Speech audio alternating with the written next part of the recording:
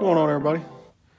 Day 3 of vlogmas. Just got back from the gym, upper body again. Still continuing on with the beginner fat loss program. Probably going to do this week of that, the full cycle this week, and then next week I'm going to switch it up to another program I found off of bodybuilding.com. It's a Lee Labreda beginner program as well.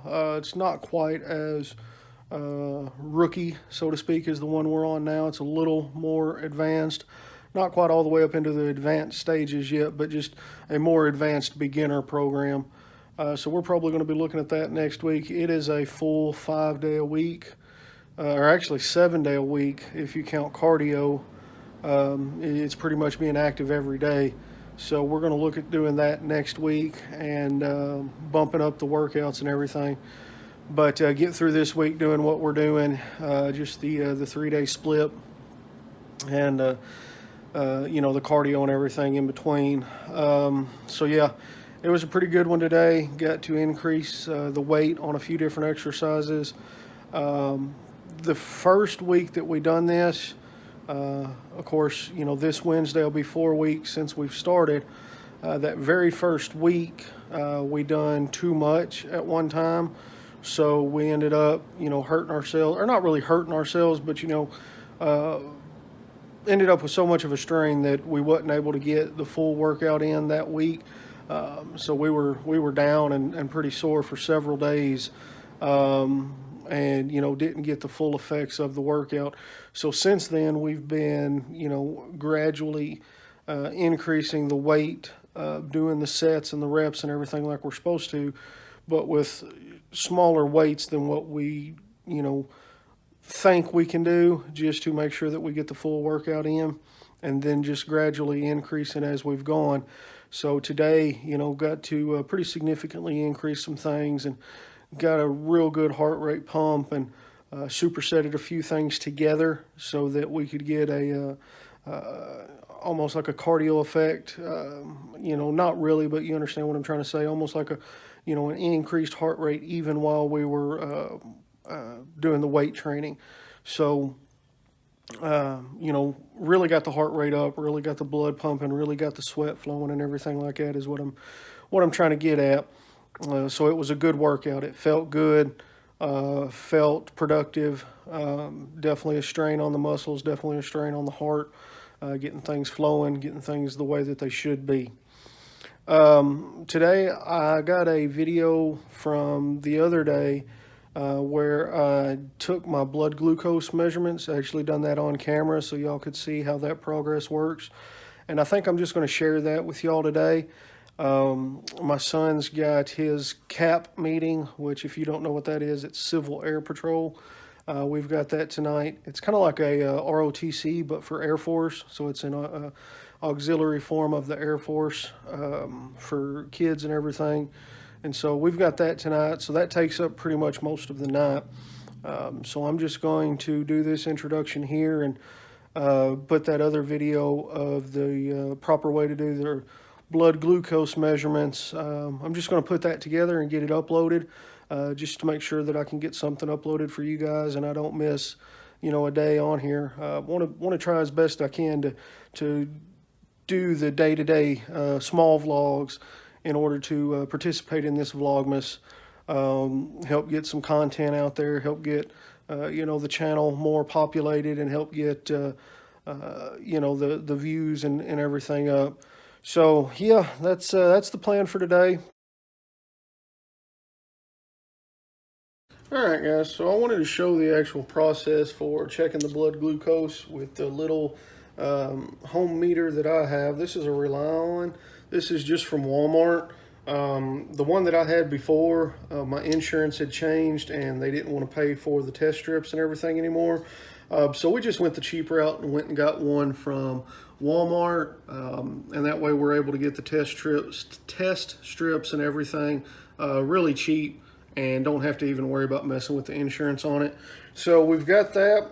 We've got the test strips, and of course we got the dreaded finger pricker. I hate these things. It's like taking a sting to the finger every time you got to test it, but it's part of it. Anyway, so I've already put the alcohol wipe I've already used it to wipe my finger off. You got to let that completely dry because sometimes that alcohol will affect the pH and affect the readings and things. So you want to be sure and have your hands good and clean. Have your hand completely dry from the alcohol wipe, and make sure you don't have any residual food or anything like that that you may have already have. Of course, I haven't eaten yet today, so I don't have to worry about that part. But if you're doing this, if you're new to doing this, make sure you do that.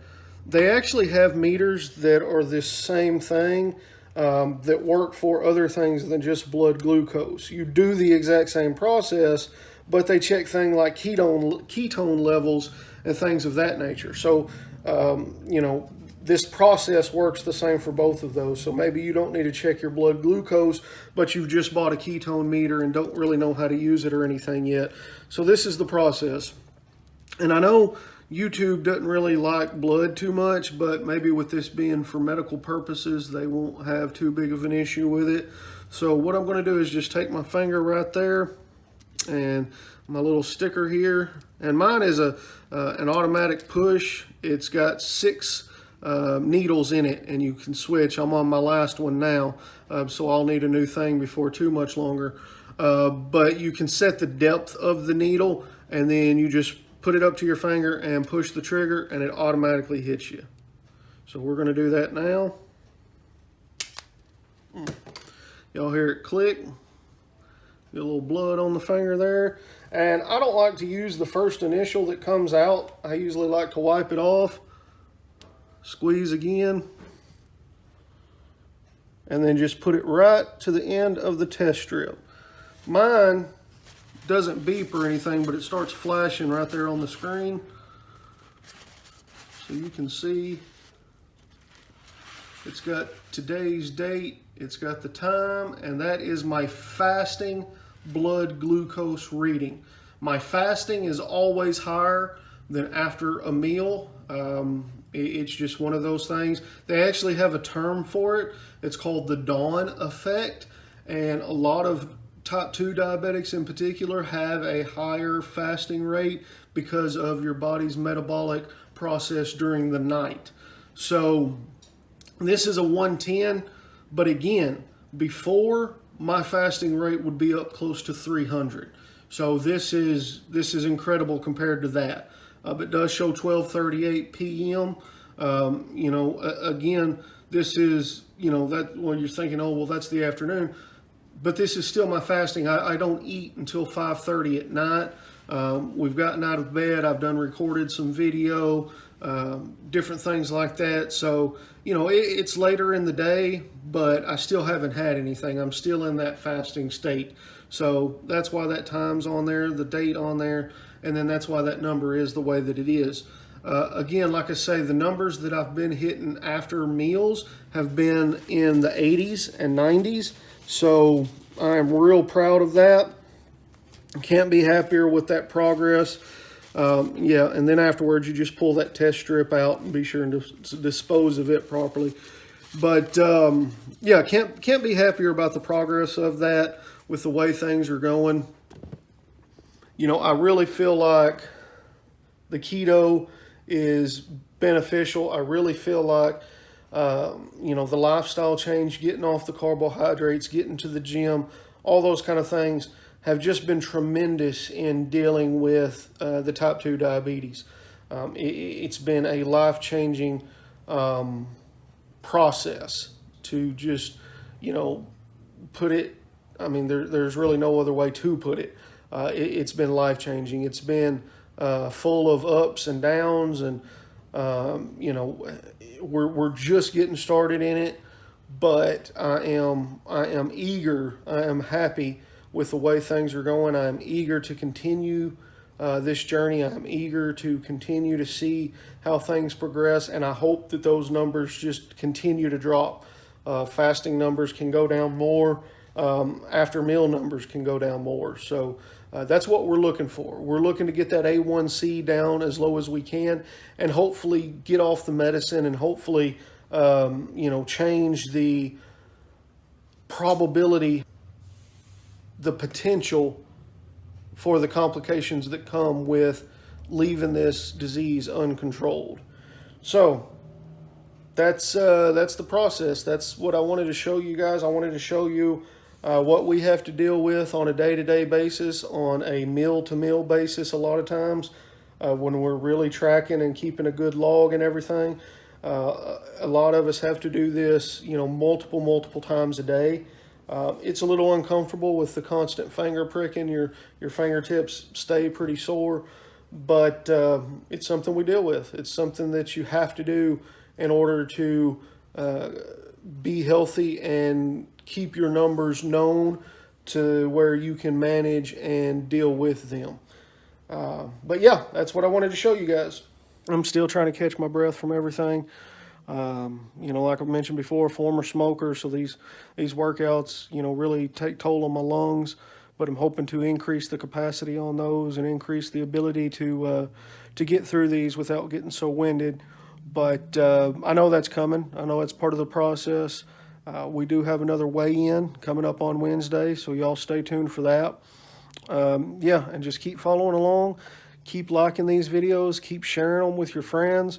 Share them with anybody you know that may be dealing with diabetes. Share them with anybody you know that may be dealing with weight loss issues or a journey of their own, or keto. We're real big in the keto and the intermittent fasting. So if you know anybody that falls in those categories, share these videos with them. Just share them on social media in general.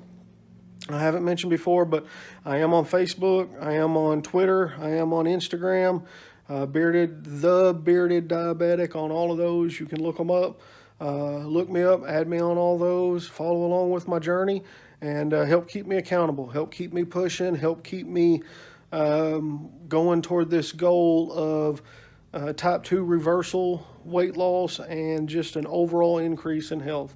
I love you guys, and I will see you next video.